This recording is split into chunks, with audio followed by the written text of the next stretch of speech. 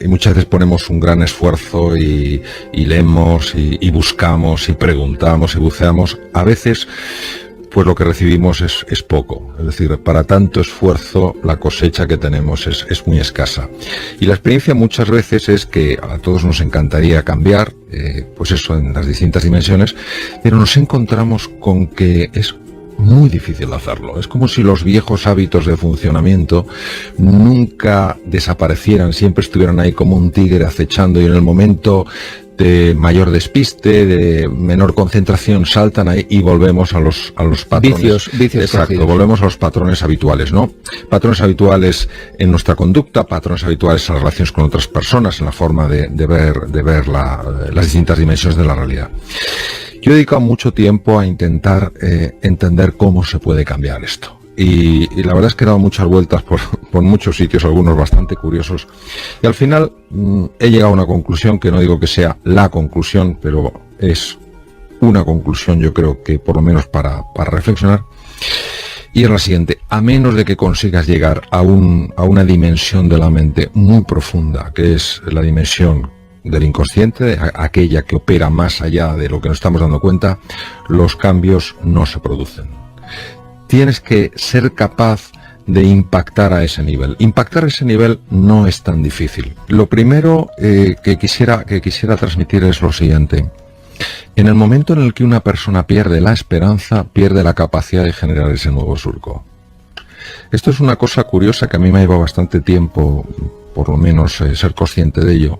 La pérdida de la esperanza implica cerrarte a la posibilidad de que algo mágico pueda suceder en tu vida. Yo tengo experiencias personales donde me he encontrado con problemas sumamente difíciles de resolver.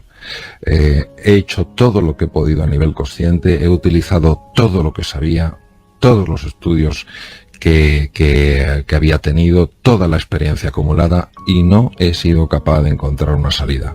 Y de repente, como de la nada, como si viniera de un lugar sorprendente, que está dentro de uno, pero que a veces le sorprende a uno mismo, te viene una solución que jamás se te había pasado por la cabeza. Cuando yo he revisado en qué momentos me ha pasado esto, en todos esos momentos jamás he tirado la toalla. Es decir, no me salía nada, no encontraba la solución, seguía buscando, seguía peleándome, seguía preguntando, seguía reflexionando, y constantemente me encontraba con una emoción muy dura, que es la frustración. La frustración es que no consigues, por más que lo intentas, aquello que quieres. Y la sensación que yo tenía es que aquello era inútil, que aquello no servía para nada, que mañana sería igual que hoy, y que pasado mañana sería también igual que hoy, y que el futuro sería igual que hoy.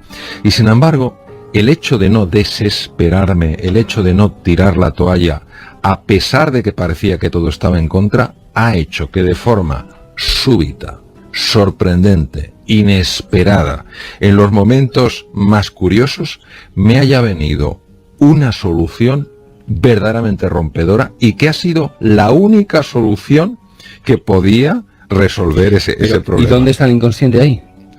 El inconsciente está en el plano que trabaja de la mente humana cuando tú sigues teniendo confianza en que dentro de ti, aunque no los veas, aunque no estén saliendo, aunque no los notes, hay recursos que pueden salir y que te van a ofrecer una posibilidad que ahora ni siquiera te imaginas. Ese seguir creyendo cuando todo va en contra, ese seguir creyendo cuando parece que dentro de ti no hay nada capaz de resolver, capaz de ofrecer una opción, eso de alguna manera, no es el mecanismo, de alguna manera está hace trabajando ahí por que ahí. el inconsciente siga y siga y siga trabajando. ¿Hasta qué punto es importante que haya personas que sigan creyendo en ti y te apoyen? Ese es uno de los mayores regalos que una persona puede tener. Está rodeada de otras personas que, aunque tú no estés mostrando ninguna evidencia de que puedes hacer frente a ese desafío, de que puedes hacer frente a esa enfermedad o esa situación de dificultad laboral, sigan creyendo que dentro de ti hay algo extraordinario. Que lo sigan creyendo no como un deseo bondadoso de ayudarte o animarte, sino que en su ser profundo sean conscientes de que dentro de ti, aunque todavía no se haya expresado, hay grandeza. Eso es importantísimo porque todos estamos muy, muy conectados. Y la pregunta es, ¿y qué ocurre cuando eso no existe? Pues cuando eso no existe, yo solo tengo una propuesta, que entiendo que no es una propuesta genial. La propuesta es que seas tú el doble de amigo de ti mismo. Es que hay situaciones, hay gentes a las que les pasan cosas tan atroces. Es que ¿no crees que el ser humano también tiene un tope, también tiene un límite en el que dice, mira, ya no puedo más, tío, que le den a esto ya? Yo creo que todos tenemos un límite, pero el límite no está donde creemos que lo tenemos. Que muchas veces lo más grande solo surge en la situación más extrema. Es muy difícil mantener la esperanza en algunas situaciones, pero yo creo que a veces es aquello a lo que no puedes darte el lujo de perder. Y cuando hablamos de esperanza, no estamos hablando de que las cosas salgan exactamente como yo quiero, porque eso genera muchísima ansiedad, ya que si las cosas no están saliendo como yo quiero, pues me pongo nervioso y me frustro, ¿no? La esperanza es el seguir creyendo que en medio de lo imposible puede surgir lo posible, porque es que eso hace que un ser humano pueda seguir manifestando capacidades, recursos, que si tira la toalla dejan de manifestarse. Se ha puesto muy de moda, quiero decir, se habla mucho de todo lo que es la ley de la atracción, etcétera, etcétera. Sí creo que de alguna manera todos estamos conectados, y de hecho la física cuántica, si hay un descubrimiento que ha hecho, es que todo es relación. Donde nosotros vemos separación, y la física newtoniana ve separación y ve piezas independientes, la física subatómica, la física teórica, lo que ve es relación. Entonces yo sí creo que lo que nosotros hacemos repercute. Por ejemplo, imagínate que estamos en un estanque y tiramos una piedra, ¿vale? Entonces es una humilde piedrecita, pero esa piedrecita pone en marcha una serie de ondas en el estanque. Ondas que a los nenúfares que haya por ahí, las hojas que haya por ahí, las mueve. Pero no solo mueve a las que están justo donde ha caído la piedra, es que mueve a todas las que están en el estanque. Cuando la piedra cae, va generando turbulencias a lo largo de todo, en la profundidad de ese recorrido. Y cuando choca con el fondo, mueve algas, mueve cosas. ¿Qué quiere decir?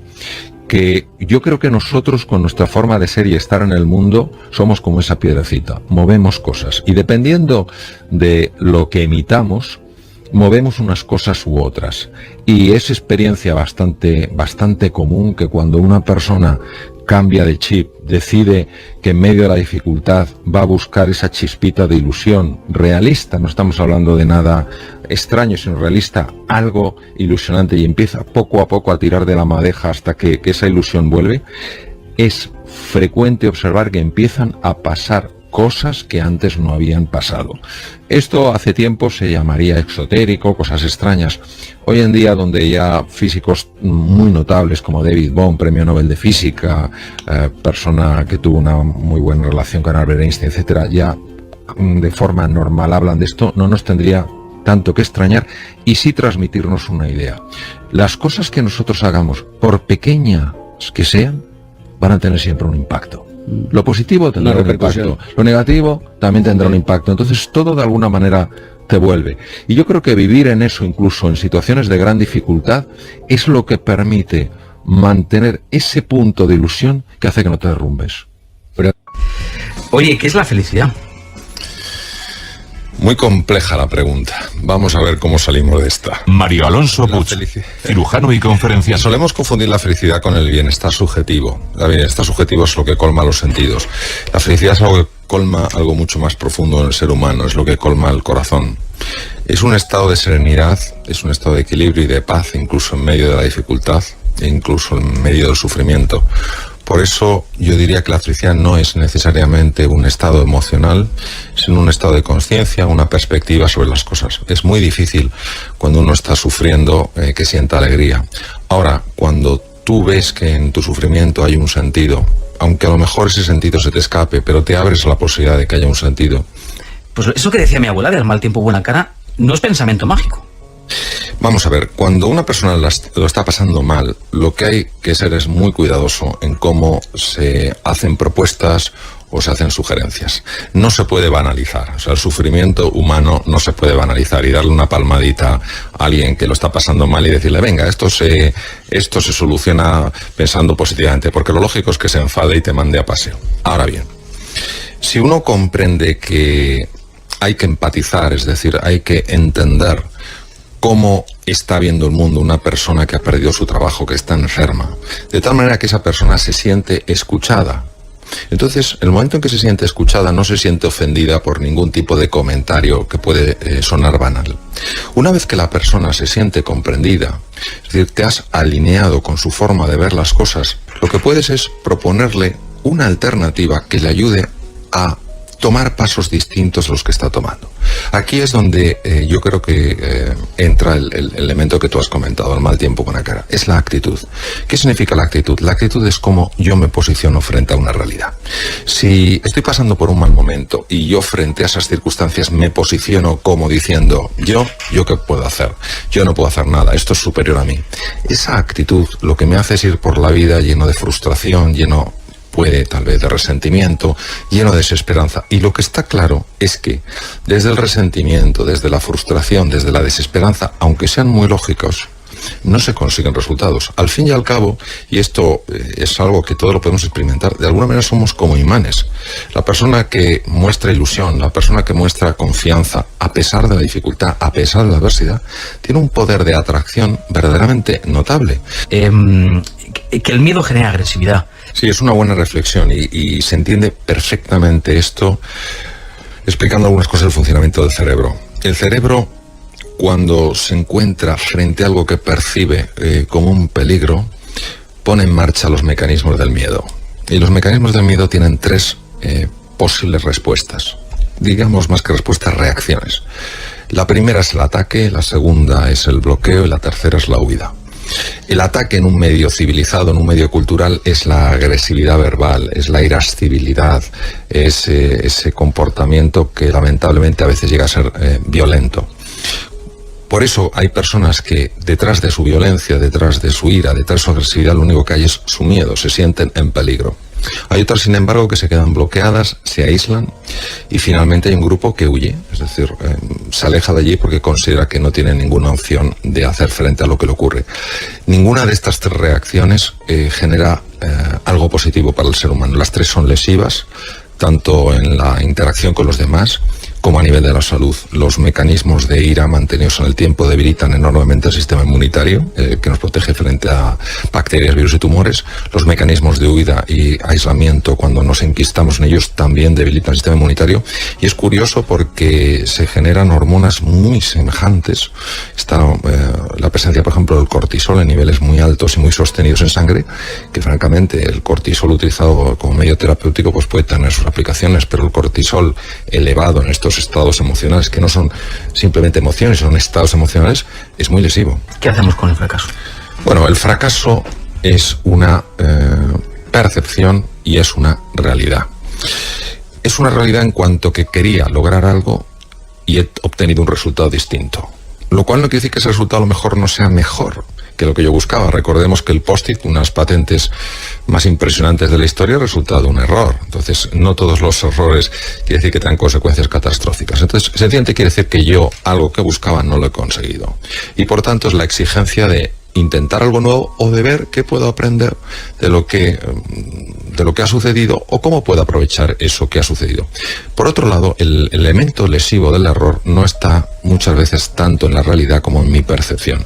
Nosotros vivimos una cultura, y yo acabo de volver de Asia, y en Asia la cultura del error es tremenda, da pena porque hay gente de tantísimo valor y tantísima capacidad, pero culturalmente el error lo viven como una vergüenza intensísima, por lo menos en algunos países en los que he estado. ¿Qué ocurre? Que en la percepción del error muchas veces nos atacamos a nosotros mismos. Si nosotros entendemos con un poco de amplitud lo que es el ser humano, quién es el ser humano, nos daremos cuenta que los procesos mentales muy ligados a la productividad, toma de decisiones, eficiencia, creatividad, capacidad de análisis, etcétera, etcétera, tienen una conexión muy intensa con el mundo emocional. Una persona que se sienta orgullosa de su trabajo, que se sienta querida, que se sienta valorada, que sienta que forma parte de un proyecto que marca una diferencia de manera natural, porque es que somos así, antropológicamente somos así, va a ser mucho más eficiente. Lo que no podemos es vernos unos a otros como máquinas de producción. Por eso los líderes de verdad, no los que se llaman líderes, los líderes de verdad no son los que dicen y los que ordenan, son los que inspiran. Ahora bien, dicho esto, no cabe duda que cuando tenemos que hacer frente a situaciones muy complejas como la actual, tenemos que ser muy firmes con nosotros mismos y tenemos que ser muy disciplinados. La disciplina es lo que nos permite ser libres. Hay gente que se rebela contra la disciplina. Hay disciplinas que ahogan, hay disciplinas que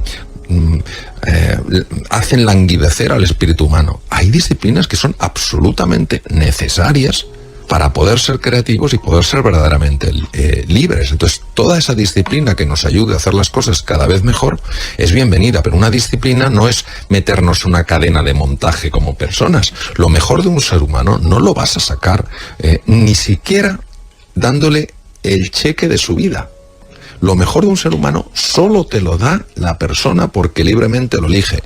¿Cuándo lo va a elegir? Cuando se sienta parte de algo que en su mundo merece la pena.